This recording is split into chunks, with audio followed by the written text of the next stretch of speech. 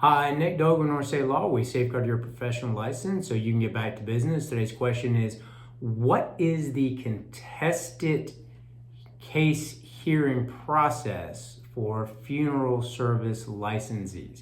This would be anybody that's licensed by the North Carolina Funeral Service Board.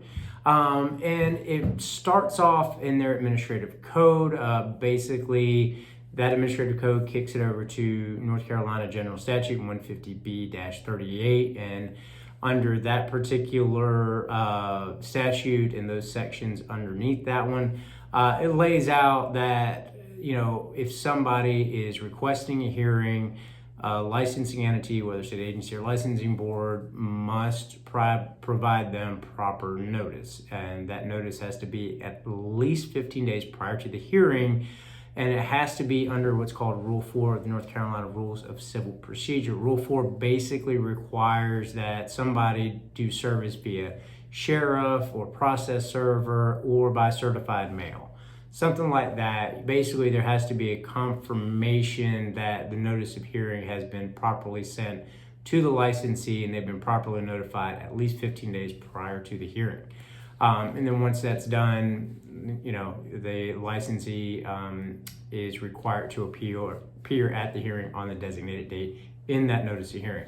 Now, one of my problems with the notification timeline is 15 days is pretty short to get prepared for a hearing.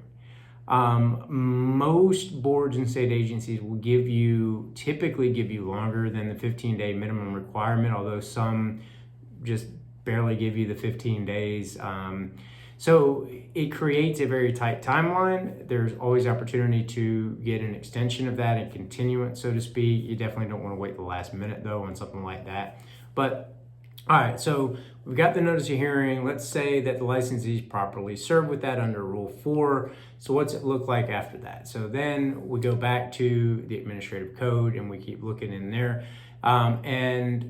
And then we'll kick back over to 150B-42 in a minute in the general statute. But going back to the board's administrative code, talking about the disciplinary hearing process. So that goes to the disciplinary committee.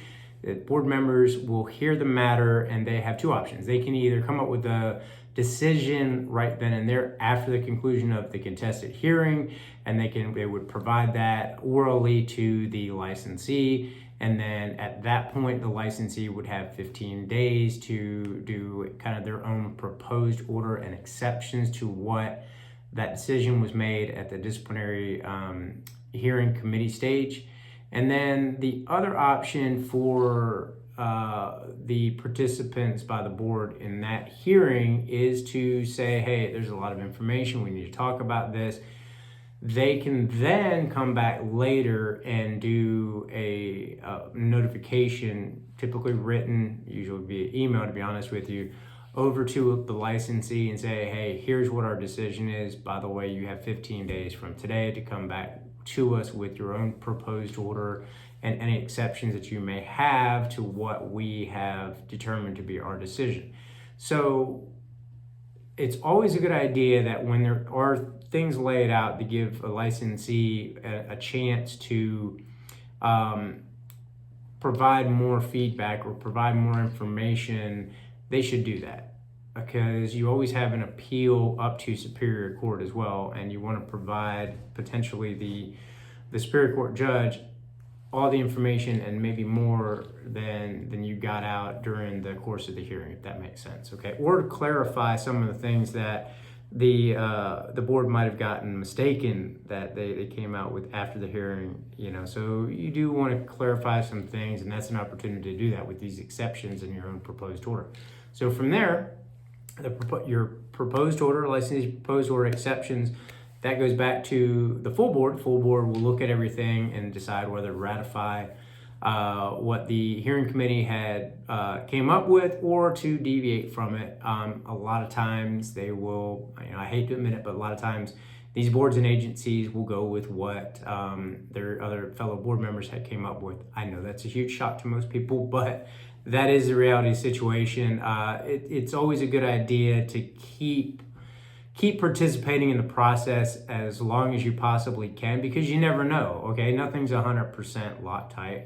You might be that 5%, that 1%, that 3%, that 10%, whatever that percentage is. If you don't participate in that process all the way to the end, you're not going to get an opportunity to, change some of those numbers, right? So you got to definitely participate all the way through there. And then after the board has made their final decision under that aforementioned 150B-42, they have to come up with a final agency decision. Once they do that, and if it's something that the licensee doesn't like, they can then appeal that, like I said before, to Superior Court, and then have a judicial review of it by a Superior Court judge. So that's the very long and very short of it. If you got any questions, check out my website first, is northstatelawfirm.com, and also check out the other videos on my YouTube channel. If you still can't find what you're looking for after all of that, please give my office a call or a text at 919-521-8810, and you can get a free 15-minute discovery call set up for you with the member of my staff. I hope everybody has a fantastic day. Thanks for watching and listening.